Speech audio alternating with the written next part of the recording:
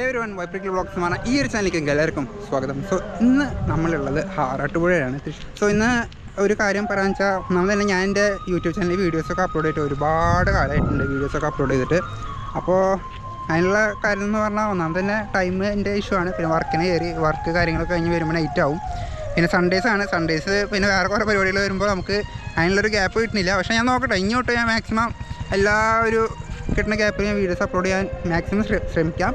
So ഇന്നത്തെ നമ്മുടെ ഈ ഒരു വീഡിയോയുടെ സ്പെഷ്യലായിട്ടുള്ളൊരു കണ്ടൻറ്റ് എന്ന് പറഞ്ഞിട്ടുണ്ടെങ്കിൽ എന്താണെന്ന് വെച്ചിട്ടുണ്ടെങ്കിൽ നമ്മൾ ഒരു കാർ എടുത്തായിരുന്നു. അതായത് എൻ്റെ ഒരു വലിയ ആഗ്രഹമായിരുന്നു ഒരു കാറ് എൻ്റെ പൈസയ്ക്ക് എടുക്കണം എന്നുള്ളൊരു ആഗ്രഹം.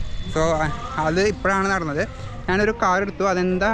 ഏതാണ് കാർ എന്നുള്ളത് ഞാൻ ഇപ്പോൾ പറഞ്ഞുതരാം. ഞാൻ എടുത്തിട്ടുള്ളത് ഫോക്സ്വാഗൻ്റെ പോളോ ആണ്. ഈ സിൽവർ കാറാണ് ഞാൻ എടുത്തിട്ടുള്ളത്. അപ്പോൾ ഈ ഒരു വണ്ടീനെ കുറച്ചും ഒക്കെ ആയിരിക്കും ഇന്നത്തെ ഈ ഒരു വ്ളോഗ് എന്ന് പറയുന്നത്. അപ്പോൾ ഈ ഒരു വണ്ടിയിൽ ഞാൻ എന്തൊക്കെയാണ് പ്ലാൻ ചെയ്യുന്നത്, അതുപോലെ തന്നെ ഈ ഒരു വണ്ടി എങ്ങനെയാണ് എൻ്റെ കയ്യിലേക്ക് എത്തിയത്, അതൊക്കെയാണ് പറയാൻ പോകുന്നത്. ആ കിടക്കുന്നത് എൻ്റെ ഫ്രണ്ടിൻ്റെ വണ്ടിയാണ്. അത് 2017 മോഡൽ പോളോ ആണ്.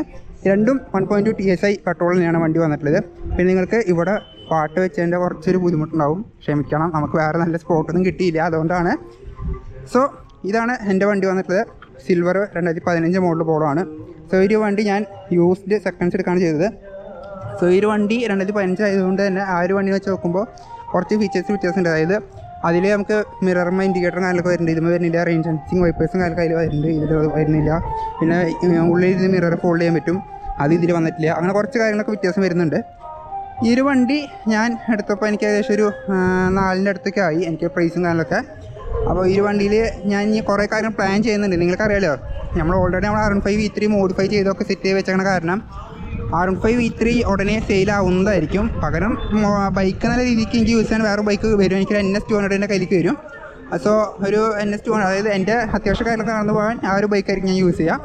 സോ ഈ ഒരു പോളോൻ്റെ വിശേഷങ്ങൾ പറയുകയാണെന്നുണ്ടെങ്കിൽ ഈ പറഞ്ഞ മാതിരി 2015 മോഡൽ പോളോ ആണ്.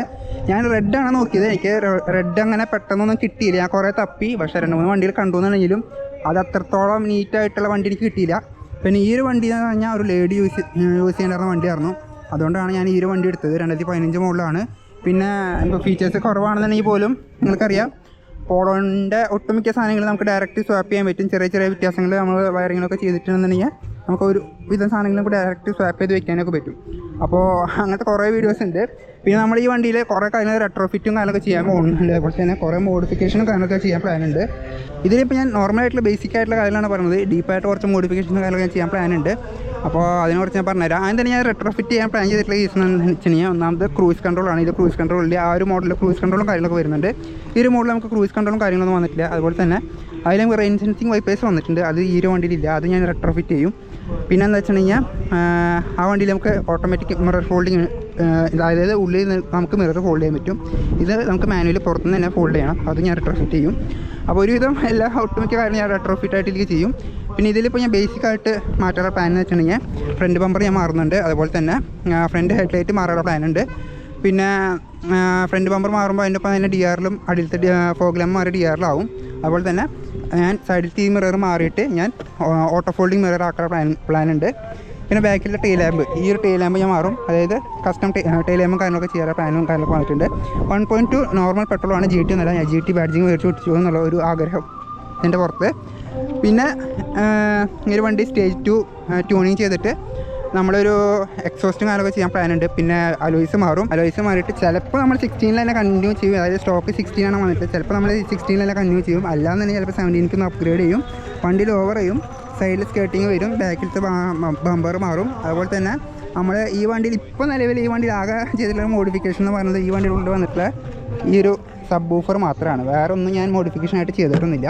ഈ ഒരു സംഭവം മാത്രമാണ് ഇപ്പോൾ ഒരു വണ്ടിയിലുള്ളൂ. പിന്നെ ഞാൻ ഈ ഒരു വണ്ടിയിൽ ഞാൻ അപ്ഗ്രേഡ് ചെയ്യാന്ന് വെച്ചത് ഈ ഒരു സ്റ്റീരിയോ ആണ്. അതായത് ആ ഒരു കാറിൽ വെക്കുമ്പോൾ, അതായത് എൻ്റെ ഓപ്പോസിറ്റിലെ കാറിൽ വെച്ച് നോക്കുമ്പോൾ അതിൽ നമുക്ക് ടച്ച് സ്റ്റീരിയോ ആണ് വന്നിട്ടുള്ളത്. അതായത് ടച്ച് സ്ക്രീൻ RCD എന്ന് പറഞ്ഞിട്ടുള്ളൊരു മോഡലിൽ ഒരു സ്പെസിഫിക് നമ്പറിലുള്ള ഒരു മോഡലാണ് വന്നിട്ടുള്ളത്. ഇത് ടച്ച് ഒന്നല്ല, മാനുവലാണ്.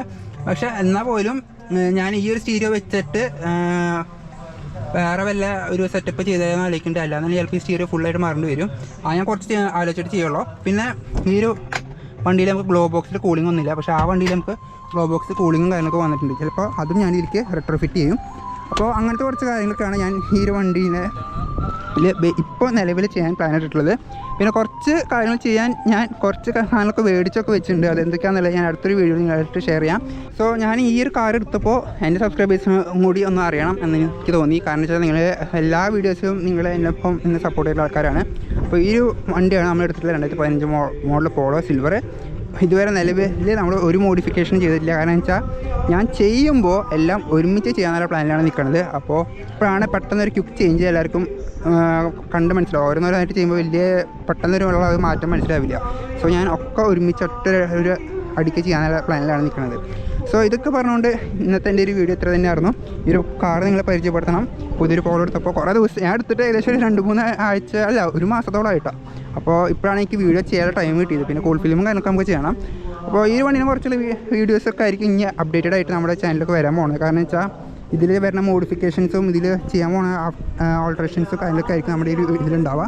പിന്നെ ആ ഒരു വണ്ടിയിൽ നമുക്ക് സൈഡിൽ ഇൻഡിക്കേറ്റർ വരുന്നില്ല. നമുക്ക് സൈഡിൽ ഇൻഡിക്കേറ്റർ ഉണ്ട്. ഇത് ഞാൻ ക്ലോസ് ചെയ്യാൻ പ്ലാൻ ഉണ്ട്. നോക്കട്ടെ, നമുക്ക് നോക്കിയിട്ട് എങ്ങനെയൊക്കെ ചെയ്യാൻ പറ്റാമെന്നുള്ള രീതി നോക്കിയിട്ട് നമുക്ക് ചെയ്യാം. സോ എൻ്റെ ഒരു ചെറിയൊരു വീഡിയോ ഞാൻ ഇവിടെ വെച്ച് വൈൻഡപ്പ് ചെയ്യണം. എനിക്ക് വീഡിയോ കാര്യങ്ങളൊക്കെ ഇഷ്ടപ്പെടും. ഞാൻ വിചാരിക്കുന്നു വീഡിയോ കാര്യങ്ങളൊക്കെ ഇഷ്ടപ്പെടുന്നുണ്ടെങ്കിൽ വീഡിയോ ഒന്ന് ലൈക്ക് ചെയ്യുക. അതുപോലെ തന്നെ ചാനൽ സബ്സ്ക്രൈബ് ചെയ്യാം. നമുക്ക് അടുത്തൊരു വീഡിയോ കാണാം. ദിസ് വൈപ്പർക്കിൽ signing off from this channel വൈപ്പർക്കിൽ.